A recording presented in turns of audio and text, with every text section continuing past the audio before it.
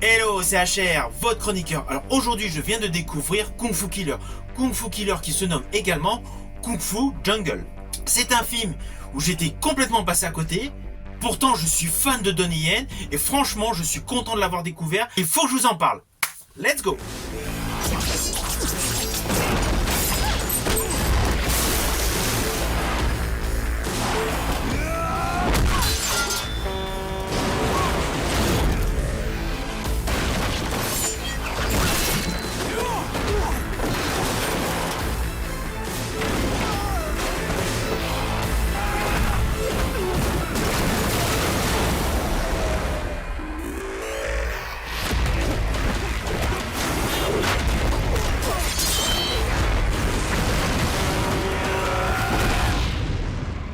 Alors le pitch de base paraît très simple, nous avons des meurtres qui sont commis, apparemment par un psychopathe. Et la police enquête dessus. Vous allez me dire, rien de spécial dans cette histoire. Bien évidemment, il va y avoir de nombreux twists, et surtout une origin story par rapport aux velléités du tueur d'accomplir ses meurtres. Alors je ne vous cache pas que la scène d'intro m'a complètement choqué. Je ne m'y attendais absolument pas. Nous découvrons Donnie Yen complètement tuméfié, qui rentre dans un commissariat. En fait, il se fait arrêter et rentre donc en prison.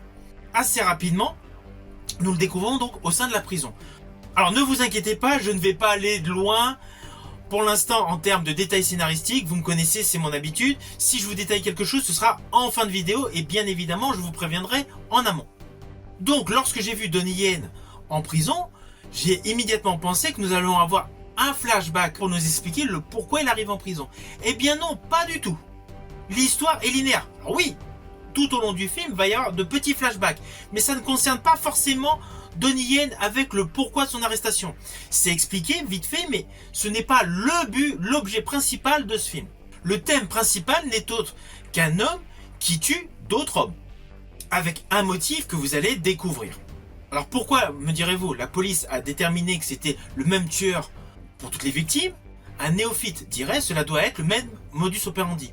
Eh bien non, chaque meurtre est fait de manière différente. Alors pourquoi cela peut être le même tueur? Tout simplement parce qu'il laisse un message particulier par le biais d'un objet.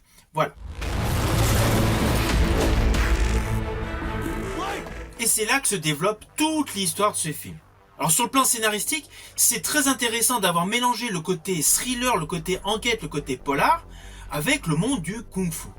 Alors je tiens à vous rassurer, comme dans tous les films avec Donnie Yen, on va pas se battre pour une pomme, comme furent jadis dans certains films d'arts martiaux.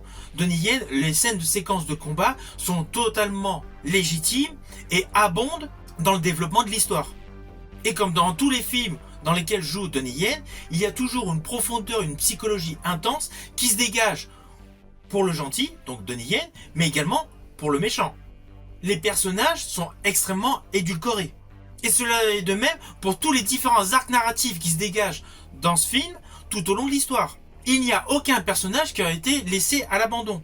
Tous les personnages principaux, les personnages qui ont de l'importance dans le fil du récit, ont une réelle construction. Alors oui, essentiellement ce que j'ai préféré, ce sont les scènes de combat orchestrées tout au long de ce film. Elles sont extrêmement bien chorégraphiées. Chaque scène de combat est extrêmement fluide. Et je dirais même concernant les combats, il y a un avantage qui n'est pas forcément dans d'autres films traitant du kung-fu, c'est que là nous découvrons différentes techniques de kung-fu.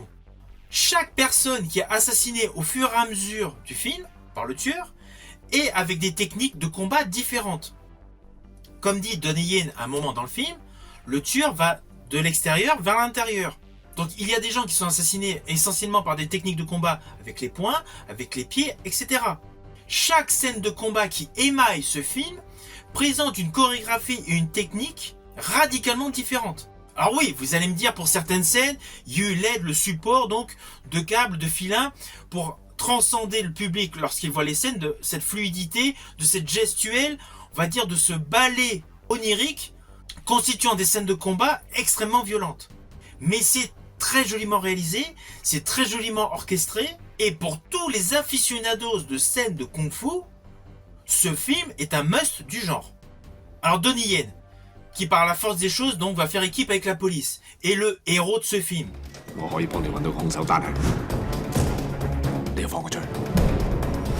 Dans ce film, il a un côté extrêmement sérieux. Il n'y a pas de point d'humour comme il avait pu faire dans le film Iceman qui mélangeait passé et monde moderne. Là, il est avec un ton très sérieux, un ton très juste et avec un ton nostalgique.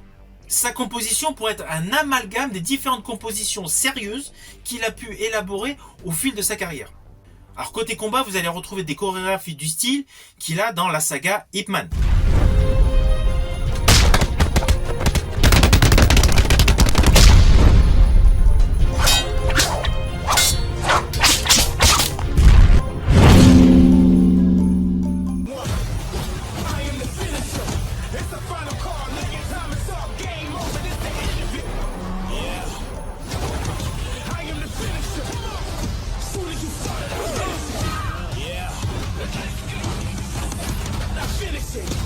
Mais là, dans sa filmographie, on est plus dans un registre se rapprochant de deux autres polars que j'ai particulièrement aimés avec Donnie Yen. Je pense notamment à Flashpoint. Il y a des règles dans la police, t'es au courant? Je refuse. Et son autre polar, Raging Fire. Si l'un de vous fait tout foirer, je ferai preuve d'aucune pitié.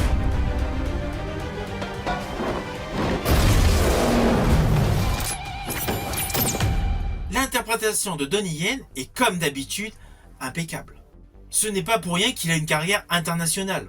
Comme je l'ai précisé lors d'une de mes vidéos que j'ai consacrée à sa réalisation Sakra, il a joué dans de nombreux films internationaux comme Triple X. Et à mourir pour que le monde soit plus sûr. Est-ce que t'es prêt, toi? Je vis pour ça. On dirait que maintenant on est dans la même équipe. Star Wars Rogue One. Vivez pleinement ce moment. La force est puissante. 10 hommes leur paraîtront une centaine. Donnie Yen est un acteur à renommée internationale. Et même lorsqu'il reste impassible, froid comme un iceberg, il dégage une sensation de respect. Alors Wang Baoqiang est un excellent acteur. Honnêtement, son côté méchant, son côté machiavélique, il le fait à la perfection. Et il est extrêmement complet sur le plan sportif. À chacun des meurtres qu'il commet, il usine des scènes de combat extrêmement compliquées avec une réelle fluidité. Et le jeu de son faciès accentue son côté machiavélique, toute sa posture. 呢個變態殺手係要殺盡好多高手啦，全部都係用雙手解決咗佢。 Alors si vous avez l'occasion, je vous conseille bien évidemment de découvrir le making-of de Kung Fu Jungle alias Kung Fu Killer. Vous pourrez découvrir certaines techniques de combat, essentiellement les trucages, mais vous verrez qu'au final, les trucages ne sont pas légion. Il y a principalement vraiment la force physique des protagonistes principaux qui interprètent ce film. Alors attention! Ce que je vais dire là s'apparente à un spoil. Il s'agit donc d'une scène de combat que j'ai particulièrement aimée.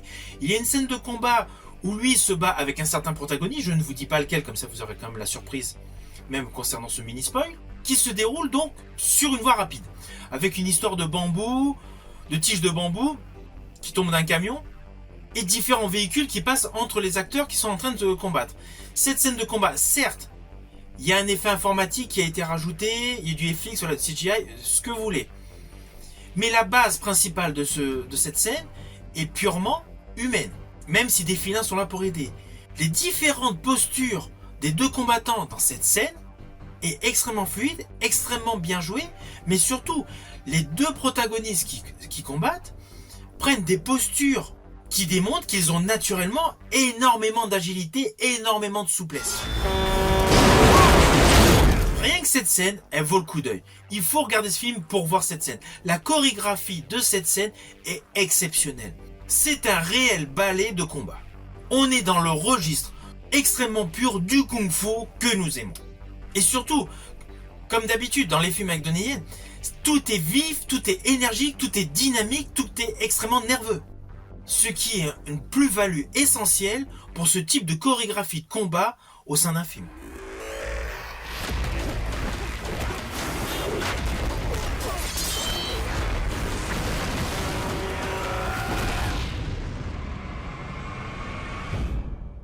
Alors vous avez compris, j'ai adoré ce film avec Donnie Yen. Une fois de plus, j'aime un film interprété par Donnie Yen. Le personnage de Donnie Yen passe par différentes étapes tout au long de ce film. Il y a une réelle histoire, il y a de très belles cascades, il y a de très belles scènes d'action et essentiellement de très belles scènes de combat. C'est un film que je vous invite à découvrir au plus vite. Vous pouvez le découvrir sur certaines plateformes de streaming, mais vous pouvez également le trouver par le biais de supports physiques via les DVD ou les Blu-ray. J'espère que ma chronique vous aura plu. Si tel est le cas, pensez à la liker, à la partager. Quant à moi, je vous dis à bientôt pour une prochaine chronique.